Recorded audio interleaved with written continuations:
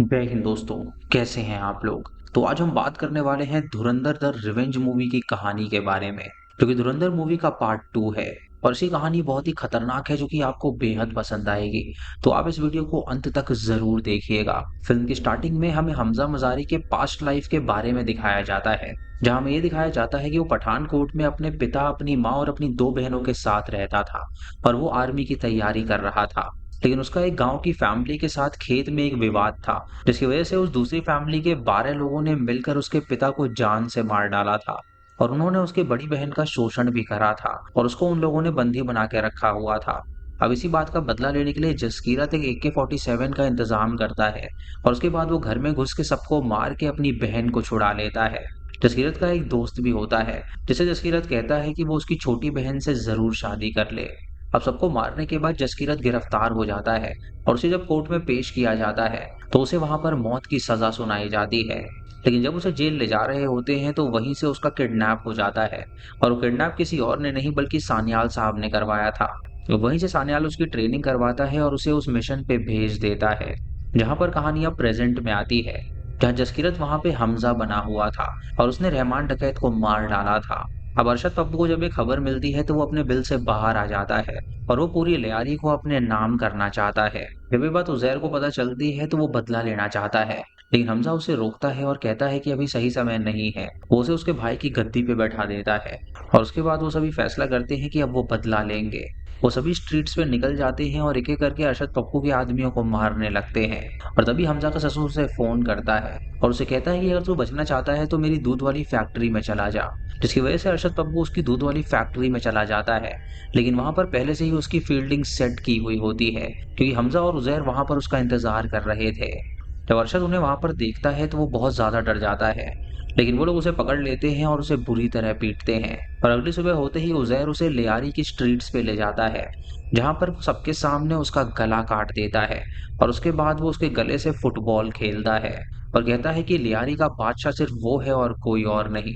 अब इस घटना के बाद जो जरवारी होता है वो बहुत ही हैरान हो जाता है और उसे प्रेशर आने लगता है, क्योंकि वहां पे क्राइम रेट बहुत ज्यादा बढ़ गया था और उसकी पार्टी कुछ भी नहीं कर रही थी।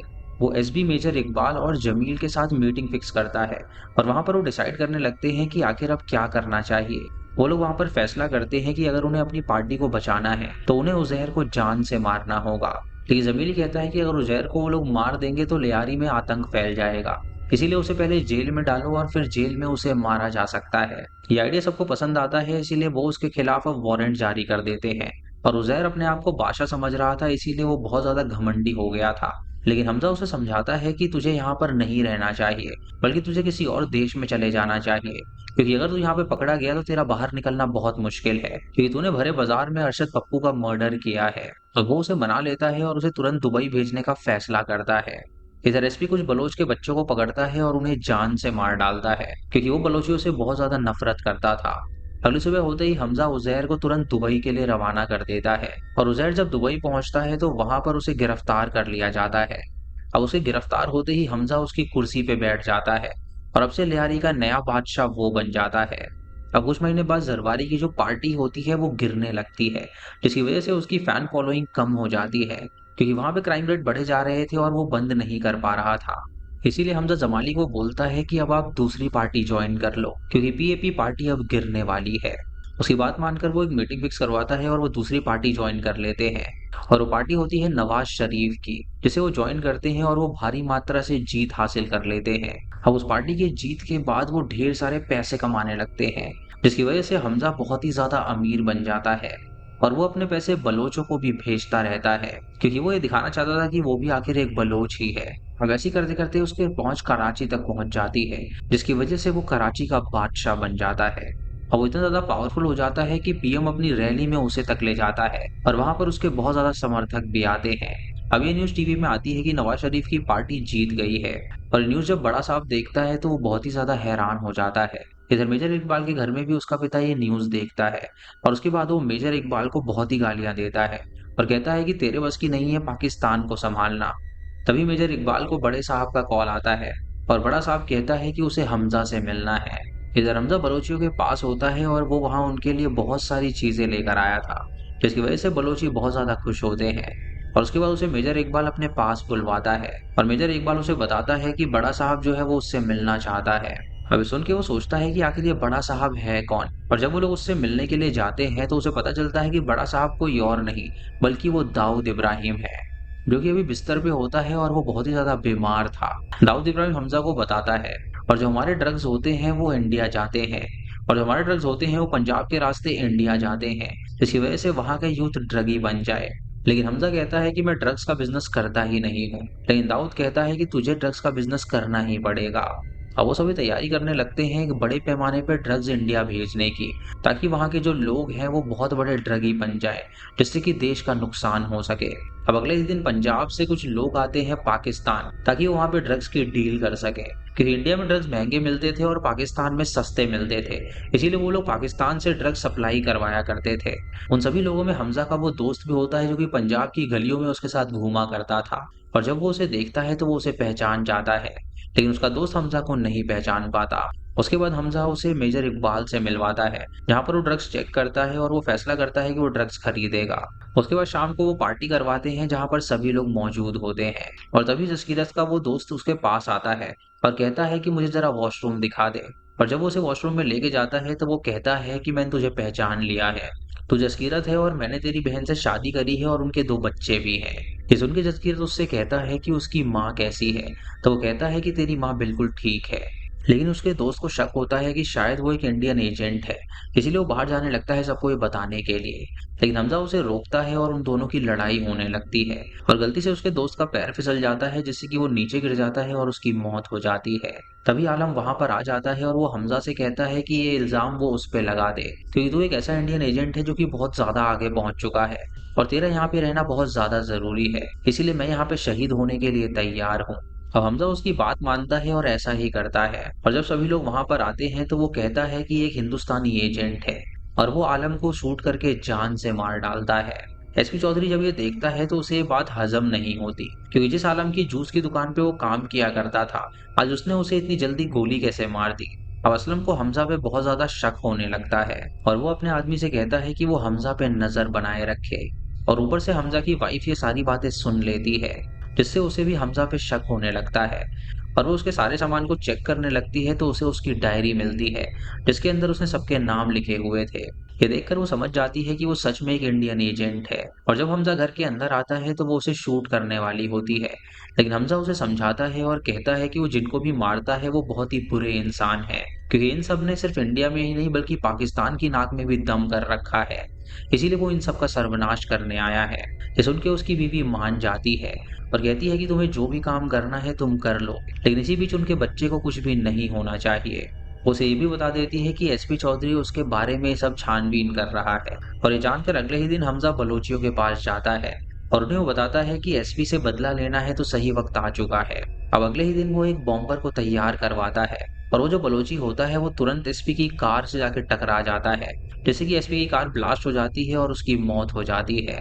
अब हमजा ने अपना एक और शिकार निपटा दिया था, और एसपी के मरते ही वो एक एक करके सभी लोगों को मरवाने लगता है जिन्होंने भी हिंदुस्तान के खिलाफ प्लानिंग करी थी। सब एक एक करके मरने लगते हैं, और इधर दाऊद ने खनीनी को कहा था कि वो 60,000 करोड़ रुपए जमा करे, लेकिन तभी हिंदुस्तान से उन्हें खबर मिलती है कि डिमोनेटाइजेशन हो गया है, जिसकी वजह से अब वो 500 और 1,000 के नोट किसी काम के नहीं थे। अब खनीनी बहुत ही बौखला जाता है, क्योंकि उसे पता था कि दाऊद उसे जान से मरवा देगा।